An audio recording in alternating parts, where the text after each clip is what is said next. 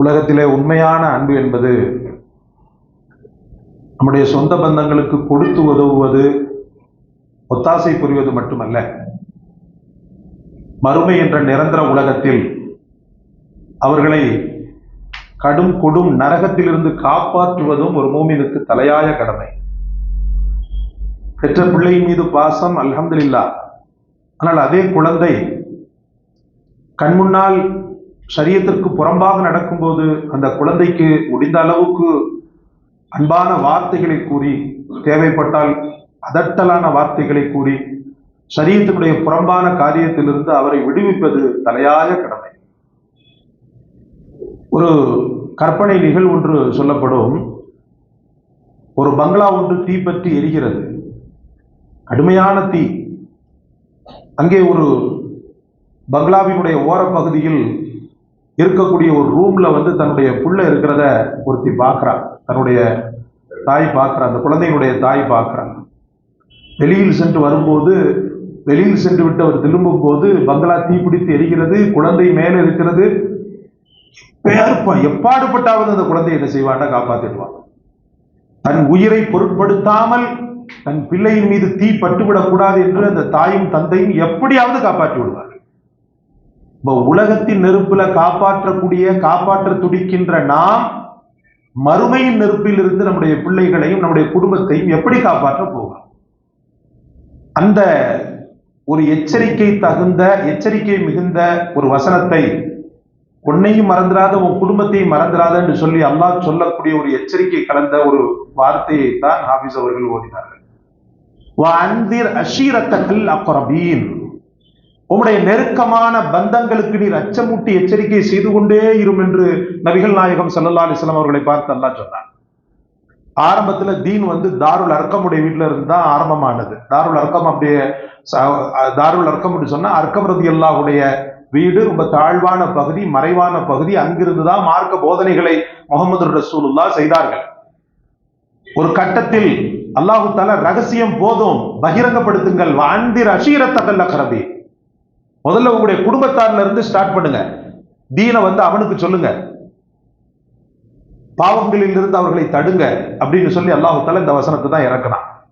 அதுக்கு பிறகுதான் பெருமானார் ஸல்லல்லாஹு அலைஹி வஸல்லம் தாருல் அர்கம் என்ற அந்த ரகசிய வீட்டில் இருந்து வெளியில் பப்ளிக்ல என்ன செய்யறாங்கன்னு சொன்னா, அந்த குபைஸ் மலைக்குன்றின் மீது ஏர் நின்று கொண்டு மக்களை எல்லாம் திரட்டி அல்லாஹ்வின் பாதையில் அழைத்தார்கள்.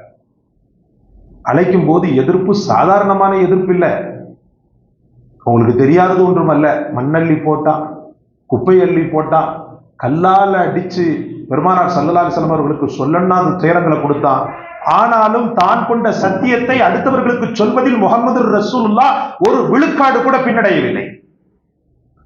நாமளும் அப்படித்தான். குடும்பம் பகைச்சுக்கிறோம், நாம சொன்னா அவன் கோவிச்சுக்கிருவான், நம்மளை ஒரு மாதிரி அசுசையா பேசுவான், நம்மளை மதிக்க மாட்டான். அதெல்லாம் ரெண்டாம் பட்சம். அவனை நரகத்திலிருந்து காப்பாற்றணும். நாளைக்கு மறுமை நாள்ல அவன் ஆகிரத்தில் நம்மை ஆனந்தத்தோடு பார்ப்பதற்கு ஒரு அழகான ஒரு ஏற்பாடை பண்ணிவிட வேண்டும். சகோதரர்களே, பெற்ற பிள்ளைக்கு சிறு வயதிலிருந்தே நல்ல பண்புகளை கடைபிடிக்க ஏற்படுத்த வேண்டும். திருட்டுத்தனம் கூடாது என்று சொல்ல வேண்டும். அன்பொழுக வார்த்தைகளை சொல்லி பெரியோர்களுக்கு மரியாதை செய்யக்கூடிய பண்பை அவனுக்கு கற்றுக் கொடுக்க வேண்டும். அதுல புள்ள கேட்கிறான், கேட்காம போறான்.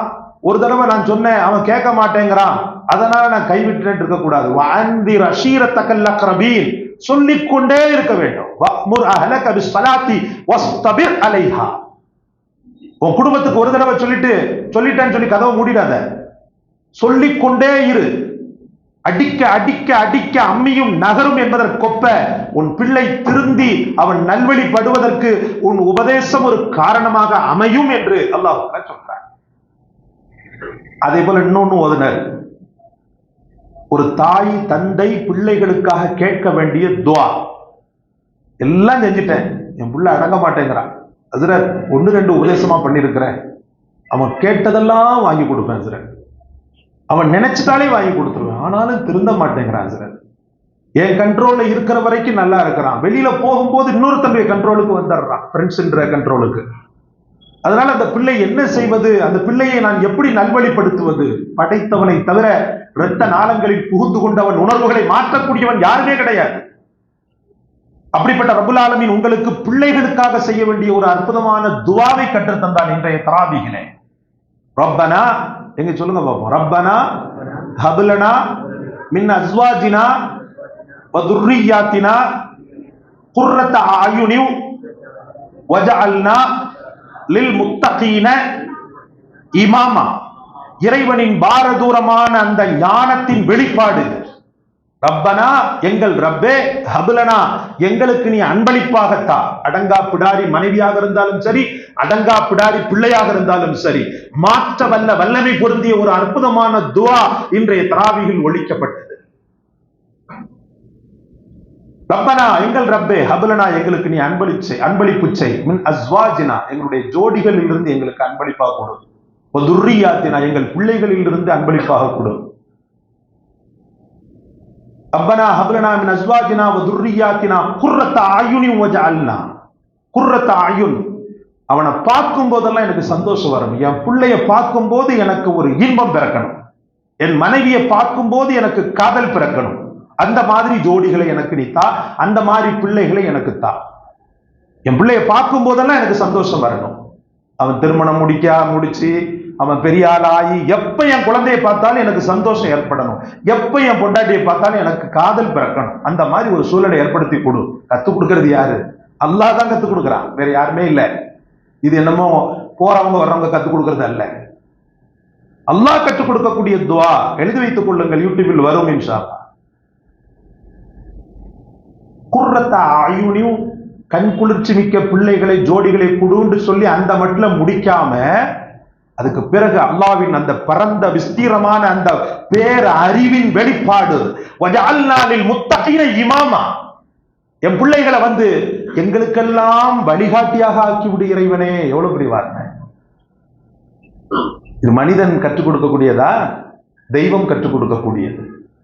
வஜஅல்னா லில் முத்தகீன்னா முடிஞ்சு போச்சு. அல்லாஹ் என் பிள்ளைகளையும் பயபக்தியாளர்களா ஆக்கு, அவனுக்கு பயத்தை கொடுண்டா. அது பொத்தாம் பொதுவாக 4 பேர் கேட்கிற மாதிரி போயிடும். ஆனா அல்லாஹ் என்ன செய்கிறான் தெரியுமா? உன் பிள்ளைகளுக்காக நீ கேட்கக்கூடிய துவாவில் உனக்கு என்ன கஞ்சத்தனம்? தாராளமாக கேள்.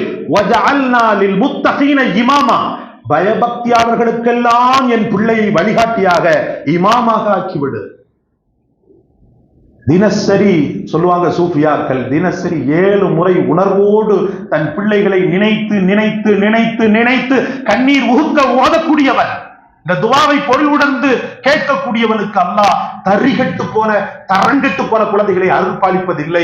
அந்த குழந்தைகள் அப்படி இப்படி இருந்தா கூட இந்த துவாவின் பரக்கத்தினால் அந்த குழந்தைகள் உருமாறக்கூடிய ஒழுக்கத்தின் விழுமியத்தில் அப்படியே மறுசுழற்சி ஏற்படுத்தக்கூடிய அந்த தௌஃபீகை நசீபாக்குகிறான். அல்லாஹ் உங்களுக்கும் எனக்கும் தௌஃபீக் செய்வானாக. அப்பிள்ளைகளை நமக்கு தந்தருள்வானாக. கடைசி காலத்தில் படைத்தவனுக்கும் நமக்கும் உகந்த பிள்ளைகளாக, நம்முடைய துவாவாக, அவனுடைய துவாவாக நம்மை அல்லாஹ் ஆக்கி அருள் புரிவானாக.